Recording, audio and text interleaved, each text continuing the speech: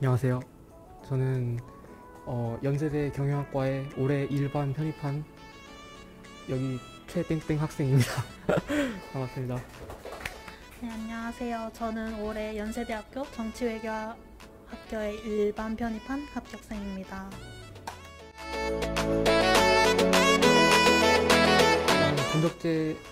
전적대 관련해서 말씀드리자면 저는 중앙대 경영학과를 다니다가 연대로 왔고 학점은 4.5 만점에 4.1 정도 됐습니다.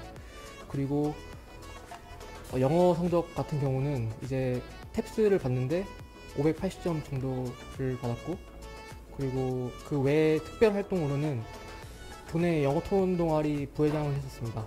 그래서 근데 그 말고는 특이한 스펙은 없었던 것 같습니다. 네, 저는 중앙대에서 정책학을 전공했고, 그리고 학점은 4.5 만점에 4.3 정도 됐고요. 그리고 탭스는 390점대로 그렇게 높은 편은 아니었습니다. 그리고 대외 활동은 한 6개월 정도 한 달에 한 번씩 한 봉사활동이 전부였습니다. 여러분이 그 카페 같은 데 보면은 그 스펙 얘기하고 뭐 전적대 때문에 떨어졌다 이런 얘기 되게 많이 돕니다.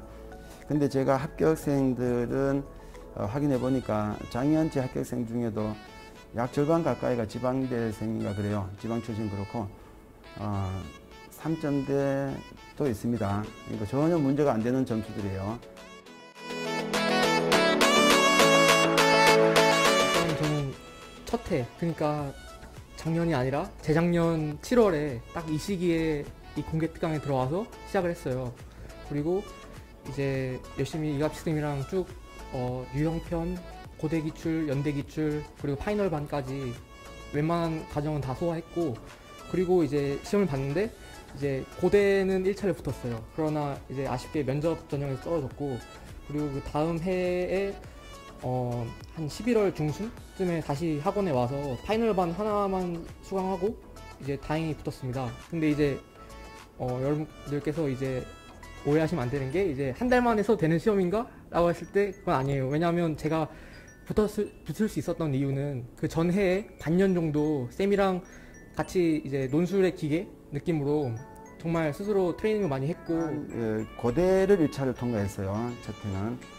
그때 경영학과였고, 근데 작년은 또 묘하게 고대는 떨어졌습니다. 고대는 경영학과 선발이 있었죠, 작년에는. 근데 연대는 재작년에 떨어졌지만 작년에도 붙었어요. 만약에 AI 스펙이 좋잖아요. 그 스펙이 좋은 게 영향을 발휘했다면 첫 해 고대도 2단계에 붙었어야 되죠. 그죠? 근데 첫 해 고대는 떨어졌단 말이에요. 보세요. 스펙이 저 좋은 스펙인데도 불구하고 붙으니까 스펙 때문에 붙은 것처럼 보이기도 하지만 떨어질 때는 그 스펙 때문에 떨어졌을까? 아니단 말이에요. 당연히. 그러면은 떨어졌을 때 논술 때문에 떨어졌고 붙을 때 스펙 때문에 붙었다. 이건 논리적 모순이잖아요.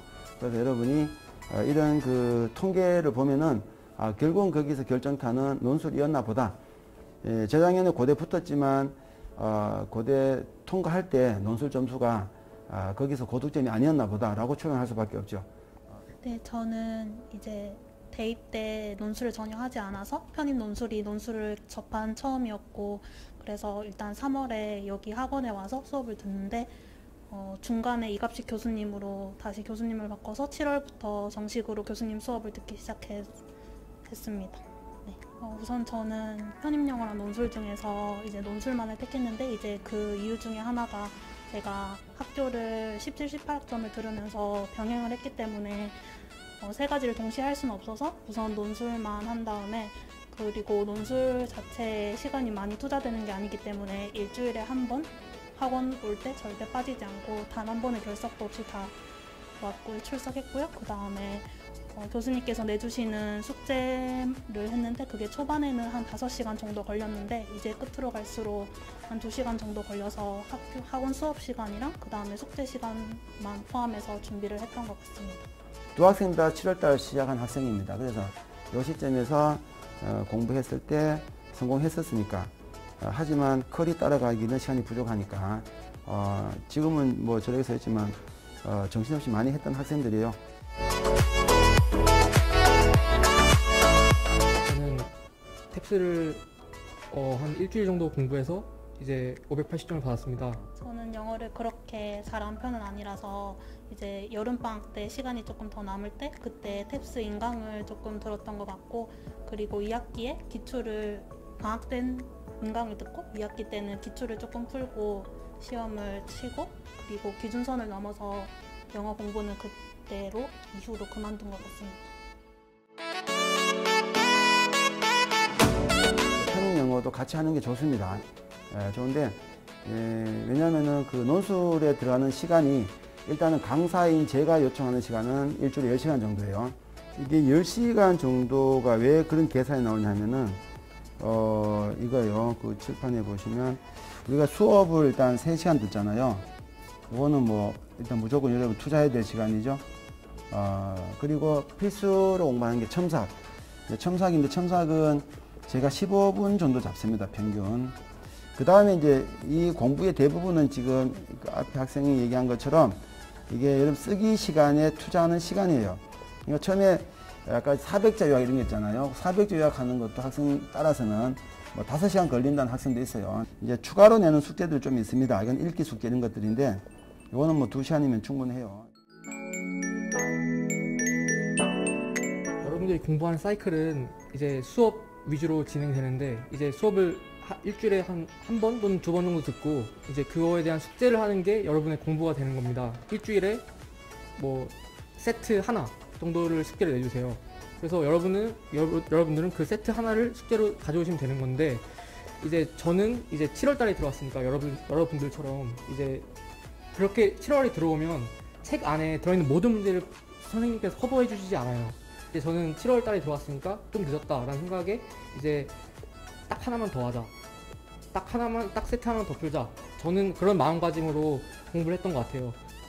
우선 이제 제가 처음에 듣던 교수님이랑 이갑식 교수님이랑 가장 큰 차이점이 그 주의 근상이라는 일정한 글쓰기 틀을 제시해주는 그 여부의 차이였는데, 2장 안에 어떤 내용이 들어가는지 제가 그거를 익혀야 되는데, 이제 그때 가장 도움이 됐던 게 이제 수업 중에 저희 수강생 중에 가장 잘 쓴 답안을 교수님께서 보여주는데, 이제 그 글이랑 제 글을 비교해 보니까 교수님께서 첨삭 때 매번 말씀하셨던 게 그때서야 조금 와닿게 이해가 되었던 것 같아요. 그래서 집에 가서 교수님 적어 있는 그 모범 답안뿐만 아니라 수강생 답안이랑 이렇게 제 3개를 펼쳐보고 그거에 대한 저 혼자 좀 체킹을 하면서 그 이후에 다시 글을 써봤던 것 같아요. 그래서 다시 쓴 글도 다음 주에 첨삭을 받을 때 같이 가져가서 했던 게 계속 도움이 되었던 것 같습니다. 그러니까 이제 그 들어보면 다 그런 얘기 되게 많이 해요. 막연함, 그죠? 여러분도 그런 생각 갖죠? 막연함, 논술에서 첫 번째 느껴진 막연함. 도대체 무엇을 한 것일까? 이게 주의근상이 주장 나오고 이유 나오고 근거 나오고 상설 나오고. 예를 들어서 이런 문제예요. 자, 가해 입장에서 나와 다를 평가시온 이런 식의 문제거든요. 이 문제를 보시면 요거는 이제 평가형 그럽니다. 이게 우리가 적용 분석 구조라 그래서 앞에 게 이제 근거 제시문, 뒤에 거 대상 제시문 그래요. 이런 식의 분석이 여러분이 자유롭게 막 돼야 됩니다. 그리고 결론이 평가니까 평가는 타당성 판단이다 이렇게 하는 건데, 제 개인적인 소견을 말씀드리자면 그렇게 크게 방해되지는 않습니다. 그 시험 2주 전부터는 솔직히 너무 힘들긴 했어요. 그 숙제를 병행한다는 게 10시간이지만 그래도 학교 시험이 주는 부담감이 있기 때문에. 그런데 절대적으로 봤을 때 그 시간이 사실상 제가 핸드폰을 보는 시간을 조금 줄였을 때 나오는 시간이라서, 그러니까 학교 공부랑 병행한다고 해서 절대 불가능한 건 전혀 아니고요. 저는 일단 비동일계라서 학과를 바꾸긴 했는데 그 학과를 바꾼 거에 초점이 있다기보다는 사실 학교를 바꾼 거에 초점이 더 있긴 해요. 왜냐면 저는 지방 출신이라서 서울에 처음 올라왔는데 굉장히 학교에서 주는 그 프로그램이 탄탄하더라고요. 그래서 이제 저희가 흔히 그 서영고라고 부르는데 조금 더 좋다고 평가받는 학교에서는 어떤 더 좋은 프로그램을 제공하고 있는 게 사실일 것 같아서, 그래서 궁금해서 편입 입시 상담을 다녀봤고, 그래서 제가 할 수 있을 것 같다는 조금의 확신, 자신감이 생겨서 처음에 시작을 했던 것 같습니다. 만약 연고대 갈 수 있으면 그거는 굉장히 효율적으로 제 가치를 증대시킨 일이겠다라고 저는 생각을 했고, 또 이제 스카이잖아요. 그냥 이제 그런 일도 있습니다. 네. 명심하셔야 될 건, 저는 이과에서 전문성을 쌓겠습니다. 근데 그렇다고 꼭 비동일 계획일 필요는 없어요. 제가 간 경영학과도 올해 합격자들 얘기 들어보면 절반 정도 이상이 경영학과 출신이 아니에요. 그러니까 중요한 것은 앞으로 내가 이과에 들어가서 무엇을 공부해서 무슨 쪽으로 전문성을 가질 것인가, 그거에 포인트를 두시면 돼요. 네, 저는 진학 쪽에 사실 로스쿨을 적긴 했어요. 로스쿨 적고 합격했는데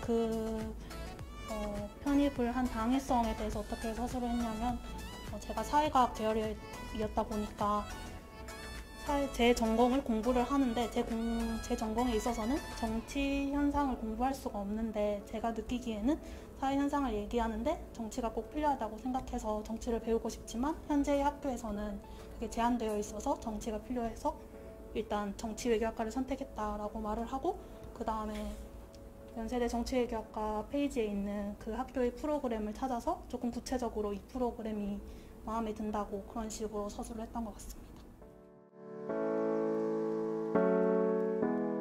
연고대를 준비하고 있다는 걸 항상 잊으면 안 돼요. 연고대는 일반고 기준을 봤을 때 한 학년에서 현역에서 한 서너 명 갈까 말까입니다.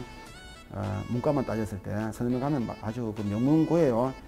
재수생까지 다 합쳐서 좀 많이 간 것으로 보이고, 특목고에는 이제 공부로 가는 게 아니라 특목고는 주로 학종으로 많이 가요. 그래서 공부로만 정말로 연고대를 간다는 것은 상당한 실력자입니다. 정말 실력자예요. 여러분은 그런 학생들이 가는 그 학교를 우리가 지금 가려고 모인 거예요. 그지? 그러니까 거기에 걸맞는, 올림픽에 나가면 올림픽에 걸맞는 실력을 갖춰야 되죠. 동예 대회랑 다르죠. 그래서 그 생각을 하고 접근을 해야 돼요.